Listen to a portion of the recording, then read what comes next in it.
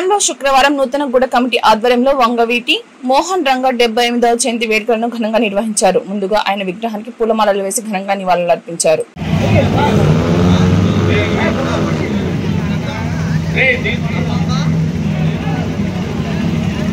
Hello, అలాగే యువతకి మరీ చెప్పేది ఏంటంటే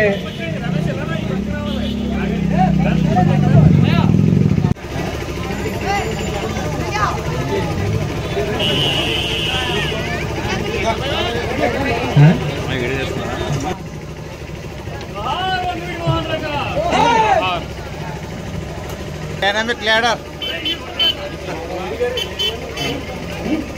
మైగర్ ఎలా చూడండి. హలో, యువ నాయకులు జై వంగవీటి మోహన్ రంగ గారికి, జై వంగవీటి మోహన్ రంగ గారికి.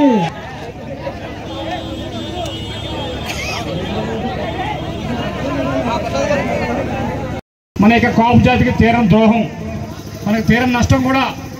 ఎందుకంటే ఆ యొక్క విజయవాడలో రంగా గారు పిలుపునిస్తే మొదట వచ్చేది దళితులే, ఆ తర్వాతే కాపులు. ఎందుకంటే ఆయన కాపు నాయకులు కాదు అని చెప్పి ఆ రోజే నిరూపించుకున్నారు. వ్యాప్తంగా జరిగిన ఆందోళనలో ఏంటంటే అప్పుడు తెలిసింది ఒక కాపు పార్టీలు కూడా తెలిసి వచ్చింది. అప్పటి నుండి కూడా రాజకీయ పార్టీలన్నీ కూడా కులాలకు అతీతంగా కాపులందరికీ కూడా ప్రాధాన్యత ఇవ్వడం సంతరించుకుంది.